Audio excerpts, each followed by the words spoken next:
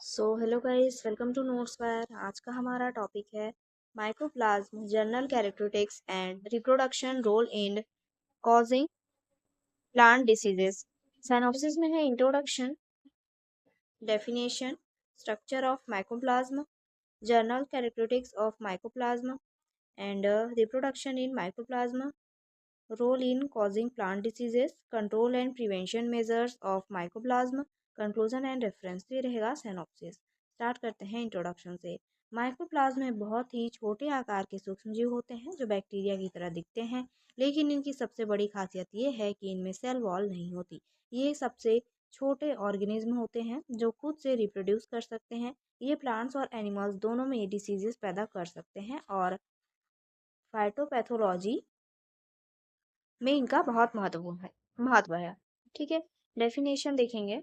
माइक्रोप्लाज्म ऐसे छोटे pleomorphic prokaryotic organism होते हैं जिनमें सेल वॉल नहीं होती और ये एसेक्सुअल रिप्रोडक्शन करते हैं तथा कई प्रकार के प्लांट्स में डिसीज कॉजिंग एजेंट की तरह काम करते हैं। यहाँ पे एक नोट है, इनका नया नाम है फाइटोप्लाज्मा और मॉलिक्यूल्स में भी ये प्रयोग में आता है। ठीक है, ये इनका नया नाम क्या है? फाइटोप्लाज्मा। देख लेंगे नेक्स्ट, स्ट्रक्चर ऑफ माइक्रोप्लाज्म। माइक्रोप्लाज्म की बेसिक संरचना में निम्न संरचना शामिल होते हैं। पहला है प्लाज्मा मेम्ब्रेन। माइक्रोप्लाज्म में 3 परतों वाली फिक्सेबल प्लाज्मा मेम्ब्रेन होती है जो प्रोटेक्शन देती है क्योंकि सेल वॉल एब्सेंट होती है। यह मेम्ब्रेन ही आउटर बाउंड्री का काम करती है। ठीक है, यहाँ पे स्ट्रक्चर दिया हुआ है, इस स्ट्रक्चर का आप लोग प्रैक्टिस करिएगा। डिफरेंट कंपोनेंट्स आपको यहाँ पे दिख जाएंगे इसके। सेकेंड है साइटोप्लाज्म। सेल के अंदर जेली लाइक फ्लूइड होता है जिसे साइटोप्लाज्म कहते हैं। इसमें बाकी सभी सेल कंपोनेंट्स सस्पेंडेड रहते हैं। थर्ड है डीएनए। इसमें सिंगल सेलुलर डीएनए मॉलिक्यूल होता है जो जेनेटिक मटेरियल को कैरी करता है और रिप्रोडक्शन एवं मेटाबॉलिज्म को कंट्रोल करता है। नेक्स्ट होता है राइबोसोम। साइटोप्लाज्म में 70S राइबोसोम्स होते हैं जो प्रोटीन सिंथेसिस में मदद करते हैं। नेक्स्ट है soluble RNA and protein. Cell में सोल्यूबल आरएनए और सोल्यूबल प्रोटीन भी होते हैं जो ट्रांसलेशन और अन्य मेटाबॉलिक एक्टिविटीज़ में कार्य करते हैं। नेक्स्ट है general characteristics of mycoplasma. Mycoplasma एक विशेष प्रकार का बैक्टीरिया है जो कई सामान्य बैक्टीरियल गुणों से अलग होता है। इसकी प्रमुख विशेषताएं निम्न है। पहला है स्मॉलेस्ट सेलुलर ऑर्गेनिज्म। माइकोप्लाज्म में सबसे छोटे सेल्फ रेप्लिकेटिंग प्रोकैरियोट्स होते हैं जो माइक्रोस्कोप से ही देखे जा सकते हैं। सेकंड है अब्सेंस ऑफ सेल वॉल। इसमें सेल वॉल नहीं होती, इसलिए ये पेनिसिलिन जैसे एंटीबायोटिक्स से प्रभावित नहीं होते और आसानी से शेप बदल सकते हैं। थर्ड है ट्रिपल लेयर्ड प्लाज्मा मेम्ब्रेन। इनके पास टफ और फ्लेक्सिबल 3 परतों वाली प्लाज्मा मेम्ब्रेन होती है जो प्रोटेक्शन देती है। फोर्थ है डीएनए एंड राइबोसोम प्रेजेंट। इनके साइटोप्लाज्म में सर्कुलर डीएनए और 70S राइबोसोम पाए जाते हैं जिससे ये प्रोटीन सिंथेसिस कर सकते हैं। नेक्स्ट है रिप्रोडक्शन बाय बाइनरी फ्यूजन। ये एसेक्सुअली बाइनरी फ्यूजन से डिवाइड होकर नए ऑर्गेनिज्म बनाते हैं। नेक्स्ट है पैरासाइटिक और सेप्रोफाइटिक नेचर। ये होस्ट सेल पर निर्भर रहकर पैरासाइटिक रूप से रहते हैं या या डेड ऑर्गेनिक मैटर से न्यूट्रिएंट्स लेकर सेप्रोफाइटिक भी हो सकते हैं। नेक्स्ट है पैथोजेनेसिटी। कुछ माइकोप्लाज्मा स्पीसीज प्लांट और एनिमल और ह्यूमन में भी डिसीजेस पैदा कर सकते हैं।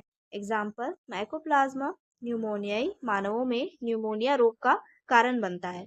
नेक्स्ट है रिप्रोडक्शन इन माइकोप्लाज्मा। माइकोप्लाज्मा केवल एसेक्सुअल रिप्रोडक्शन करते हैं, सेक्सुअल रिप्रोडक्शन नहीं पाया गया है इनमें।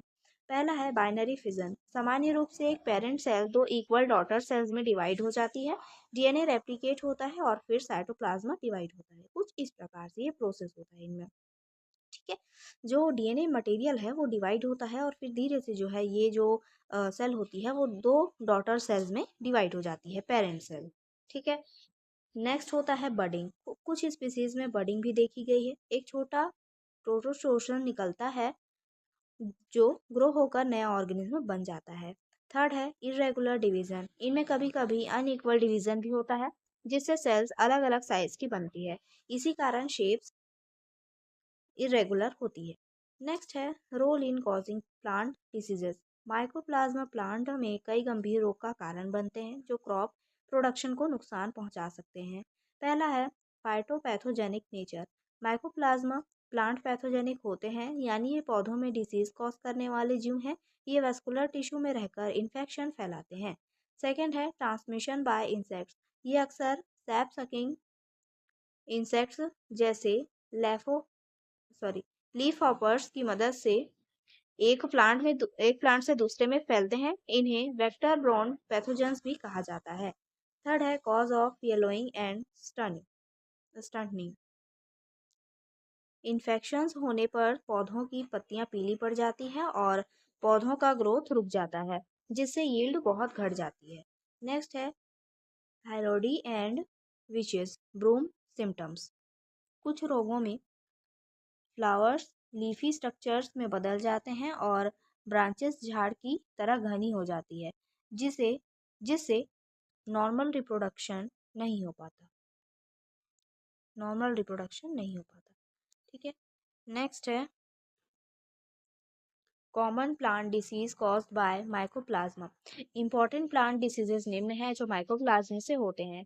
पहला है लिटिल लीफ ऑफ ब्रिंजल। दूसरा है grassy shoot diseases of sugarcane. And तीसरा है sesame phyllody and sandal spike diseases. Next है control and prevention measures of mycoplasma. Mycoplasma से होने वाली प्लांट डिसीजेस को रोकने और कंट्रोल करने के लिए कुछ खास उपाय अपनाए जाते हैं। पहला होता है इंसेक्ट कंट्रोल। माइकोप्लाज्मा का ट्रांसमिशन ज्यादातर सैप सकिंग इंसेक्ट के द्वारा होता है, इसलिए इंसेक्ट इंसेक्टिसाइड्स या बायोलॉजिकल कंट्रोल मेथड्स का इस्तेमाल किया जाता है ताकि डिसीज फैलने से रोकी जा सके। सेकेंड है use of disease free sheets and plants. Healthy और certified disease free planting material का इस्तेमाल किया जाना चाहिए, जिससे इन्फेक्शन का खतरा कम होता है। थर्ड है uprooting of infected plants. Diseases plant को पहचान कर खेत से तुरंत हटा देना चाहिए ताकि इन्फेक्शन दूसरे हेल्दी पौधों तक ना पहुंचे। नेक्स्ट है क्रॉप रोटेशन। सेंसिटिव क्रॉप्स को बार बार एक ही जगह लगाने से बचना चाहिए। क्रॉप रोटेशन से सॉइल में पैथोजन का कंसंट्रेशन कम हो जाता है। नेक्स्ट है रेसिस्टेंट वेराइटीज। कुछ फसलों में माइकोप्लाज्मा रेसिस्टेंस पाई जाती है। ऐसी वेराइटीज को चुनना एक इफेक्टिव स्ट्रेटजी होती है। नेक्स्ट है quarantine and surveillance. Infected areas से प्लांट या सीड्स का मूवमेंट कंट्रोल करके डिसीज का फैलाव को रोका जा सकता है।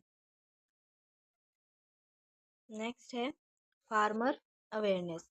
फार्मर्स को सिम्टम्स, ट्रांसमिशन और कंट्रोल मेथड्स की जानकारी देना बहुत इंपॉर्टेंट है ताकि अर्ली डिटेक्शन और टाइमली एक्शन लिया जा सके। कंक्लूजन देखेंगे, माइकोप्लाज्मा एक अनोखा ग्रुप है जो बिना सेल वॉल के भी सर्वाइव करता है और कई तरह की सीरियस प्लांट डिसीजेस फैलाता है। इनके कारण क्रॉप यील्ड में भारी नुकसान हो सकता है। इनकी पहचान और कंट्रोल प्लांट पैथोलॉजी और एग्रीकल्चर के लिए बहुत इंपॉर्टेंट है। साथ ही इनका स्टडी माइक्रोबायोलॉजी में भी इम्पॉर्टेंट है, क्योंकि ये सबसे प्रीमिटिव और सिंपल प्रोकैरियोट्स में से एक है। तो ये इसका कंक्लूजन था।